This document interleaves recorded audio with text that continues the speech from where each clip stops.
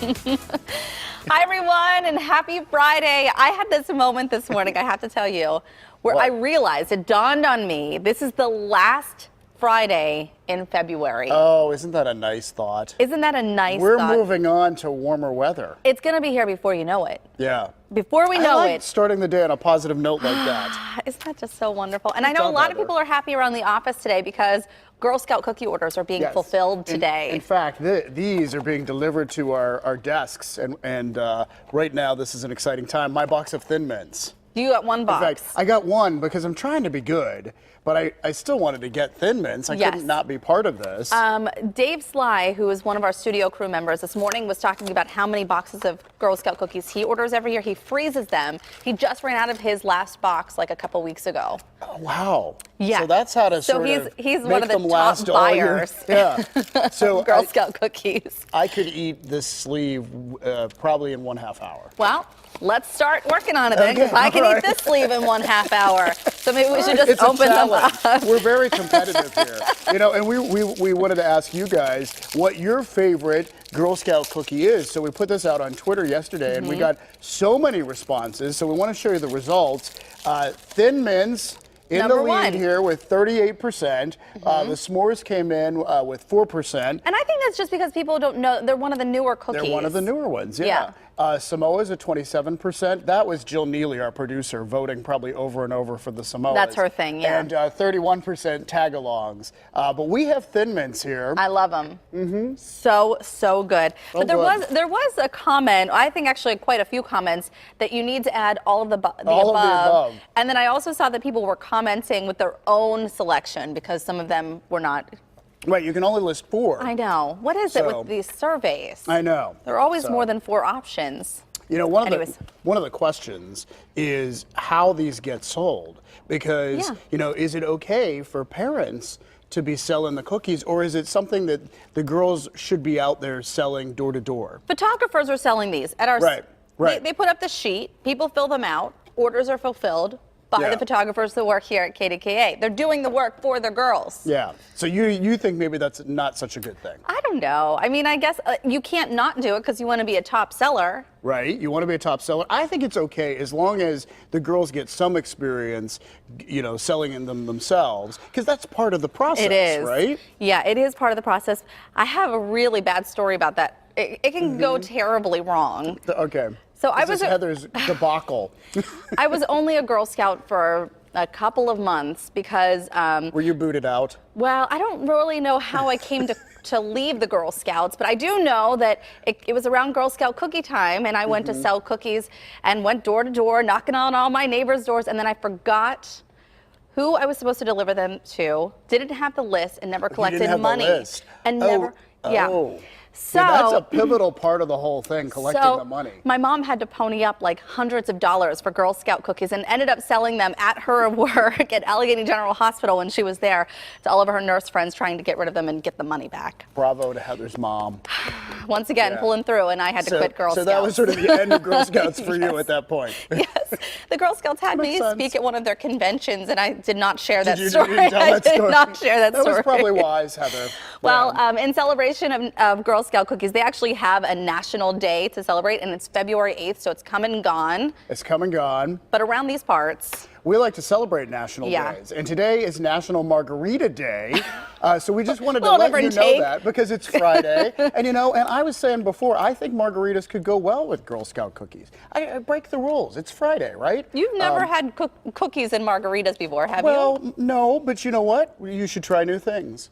I'm all about it. Yeah. So anyway, can we get you a margarita to go with your cookies? I don't know. Is there a margarita? Patty's shaking her head no. There's no margarita on standby. We can't make that happen for you. Okay. All right. Well, this is very interesting. If you want to celebrate Margarita Day, perhaps get this new device from Keurig. You know, we know that Keurigs make coffee. Well, this little number here, it makes cocktails. I wonder about this. Yeah, these are like I wonder about it too. These are pods, just like you put your coffee in. Right. Just like that. It mixes up what you need. Has some. So the pods have alcohol in already? Yes, and flavoring and all of that. And so I'm assuming mixes it with water. I don't think you're putting vodka on the other side where you would normally put water for coffee or tea. No. I don't know. If so, it's magic. So I'm thinking, like, you probably have to buy this through the liquor store. I mean, if it has alcohol in, right? I guess so. I don't know. And they it costs what, $2.99, and then the pods cost $4. But you can make margaritas, you can make cosmopolitans, Moscow mules, mai tais. I know Bob Pompiani likes his mai tai. Well, you like your cosmopolitans. I do. That's my drink. I don't think that you would leave it to a machine to make a cosmopolitan, though, because you make one good cosmopolitan. That's true. I part of the process, part of the fun is actually mixing that up. So yeah, I enjoy that. I would not have a machine do that. Okay, so we came across this article. Maybe you're going on a date and you'll have a couple drinks tonight. This article in the Wall Street Journal talking about marriage and the science behind marriage and love and all of that. Right. And we want to get to some really interesting statistics on this first, but it got us thinking, when do you say I love you? When In you're a first relationship. dating, yes, yeah. Yeah, that's a tricky thing. Because do you want to be the first person? What if they don't say, you say it too early and they don't say it back? Yeah, I don't know. So that's the, but here's a statistic from Psychology Today. It turns out men are more likely to say I love you first in a relationship. 39% of men say I love you within the first month of dating. That's compared to 23% of women. Who said it first? You or Frankie? Frankie said it first, and he had just gotten back from a tour of duty. He was with the Air Force, so he'd just gotten back from the Air Force, and he called me from the hotel. They had landed, they were staying the night, and so before he could make his way back home to WVU, where we were still in college, he called me and told me that he loved me. Oh. Yeah, it was very That's so sweet. sweet, It was very Frankie. sweet. I wasn't sure he was going to remember because he was celebrating being back home, but he did remember, so that was good. That was the good thing. What about for you? I think I was the one. I don't know. I mean, Gary and I have an age difference. So he's 15 years older than me. So he was a little reluctant. He went through a period of reluctance. In fact, he tried to break up with me once. No, he didn't. Yeah, so we went to see a movie and he tried to break up with me and I just said no. How could he No, do that that's to not you? going to happen. So And then he realized that's how that special went. you are, Right. and he now took that it's 14 years later. So. Okay, so this is a really interesting article, and this was a mathematician and a psychologist who got together, and this was 30 years in the making, basically. They wanted to follow these couples and really get to the bottom of this and how a marriage can be successful. And here's what it is. You have to know how to fight. You have to know how to fight.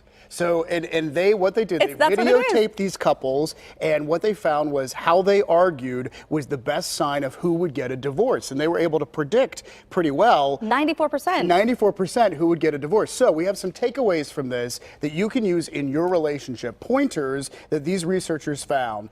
Number one is face each other when talking. That seems very simple, but you know, people don't always do that. Okay. We just got a note. Don't always say what's on your mind. Right, that's from Patty. Don't always say what's on That your was not mind. from the Wall Street Journal, but just a tip from somebody else. Thank you, Patty. Yeah, good tip. Okay, so another tip is to acknowledge your role in the dispute. I think this is important too, because especially if it's something one of you has done wrong, I think you have to acknowledge your role. Yeah. And a couple more here. The couple's style of communicating changed very little over the years. So unless you take action to really change how you communicate, you'll be stuck in the same patterns. And shared sense of humor. And this is really just about diffusing the situation when things get very tense, but it can't just be one person laughing and not the other, because that actually created more tension, according to the researchers. Well, yeah, I mean, if you're sort of laughing at the other person, that's only going to create more conflict. So it has to be something where you both find it funny and it breaks the tension. And those are great moments in relationships. Are you guys good fighters?